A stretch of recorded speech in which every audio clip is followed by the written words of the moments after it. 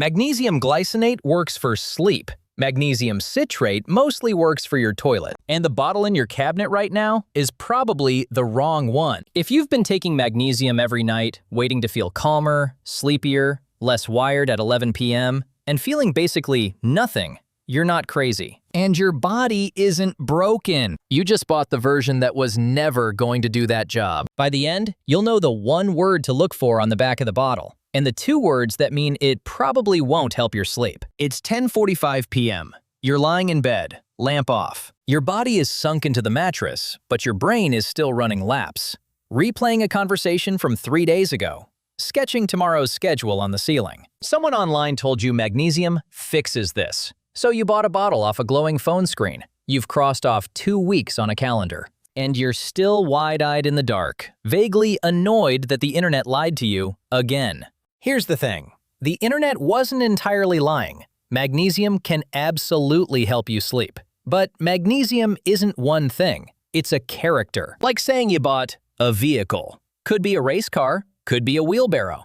Very different nights ahead depending on which one rolls into your driveway. So let's lay out what magnesium even does on the table before we pick a winner. Picture your brain as a room walled with light switches. Some switches flip things on. Alertness, stress, that 11 p.m. mental treadmill glowing red. Some switches dim things down. Magnesium is the hand reaching for the calm ones. When you're short on it, the on switches jam upward, stuck. Your nervous system idles slightly revved all night. That's the wired but tired feeling. A body slumped in bed with the engine still running. So far, so good. Magnesium flips the calm switches. We want magnesium.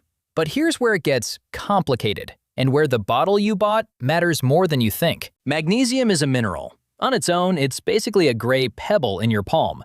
Your body can't just swallow a rock and use it. So manufacturers glue the magnesium to something else, a little molecular handle, to help it get where it's going. That handle is everything. Picture 3 doors marked brain, gut, and toilet. The handle decides which one your magnesium walks through. Let's start with the loud one, magnesium citrate. Citrate means the magnesium is glued to citric acid, the same tangy stuff oozing from a sliced lemon. Picture that handle as a tiny water magnet. It grabs water and drags it into your intestines. More water flooding your gut means everything down there gets, let's say, motivated. Things start moving through the pipes, quickly. This is genuinely useful if you're constipated. Magnesium citrate is a real, effective, doctor-recommended way to get things going. It works fast. But you didn't buy it to sprint to the bathroom at 6 a.m. You bought it to sleep. And here's the cruel part. A little of it does reach your brain, so you feel like it's kind of working, right up until the laxative effect yanks you out of bed at dawn. So citrate isn't useless, it's just doing a completely different job than the one you hired it for. Imagine ordering a calming bedtime tea and a waiter setting down an espresso enema. Technically a beverage, technically not what you wanted. Now meet the quiet one, magnesium glycinate. Glycinate means the magnesium is glued to glycine.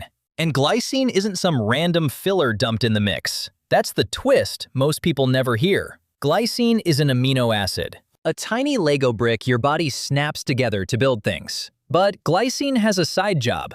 Glycine is itself one of the calm switches on that brain wall. Read that again, because it's the whole point. The handle they glued the magnesium to is also a calming agent. You're not holding one sleep ingredient. You're holding 2, riding into your brain together. So with glycinate, the magnesium flips the calm switches, and the glycine flips its own at the same time. 2 hands sliding one dimmer down together, the room going dark. And because glycine is gentle on your gut, there's no water magnet effect. No 6 a.m. sprint. It just quietly slips through the wall into your bloodstream and heads for your brain.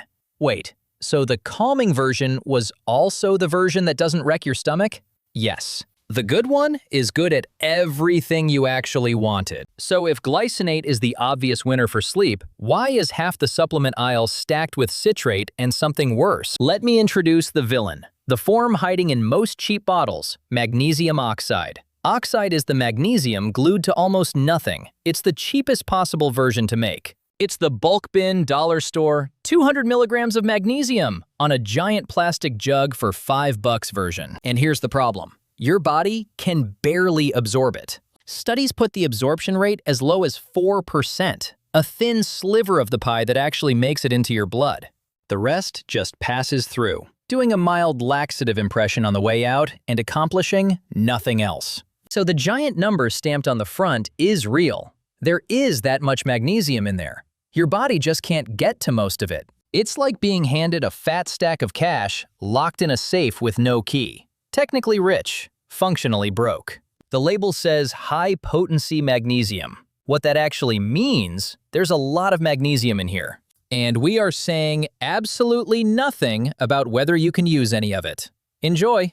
And this is the part where you realize the game was a little rigged. A supplement company can splash magnesium in big letters across the front. They can blow the number up huge. They can stamp a serene mountain or a sleeping moon on the label. And they can fill it with the cheapest, least absorbable powder on Earth. Because the law only requires them to tell you how much magnesium is in there, not how much your body can actually reach. The cheap form costs them pennies on the scale. The good form costs more. Guess which one ends up in the bottle with sleep support stamped on the front and the lowest price tag on the shelf? You weren't failing at taking magnesium. You were swallowing the version designed to be cheap, not the version designed to work. And nobody on the label was in a hurry to tell you the difference. So let's cut back to you.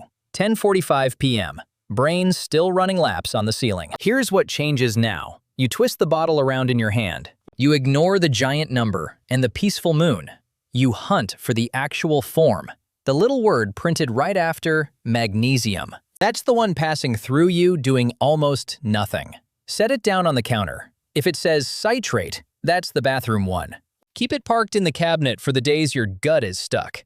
Wrong tool for sleep, right tool for that. If it says glycinate, that's the one you wanted this whole time.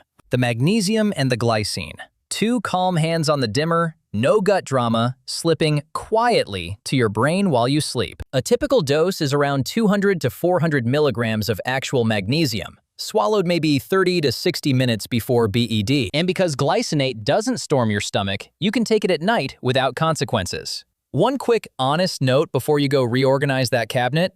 This doesn't mean everyone should be popping magnesium every night.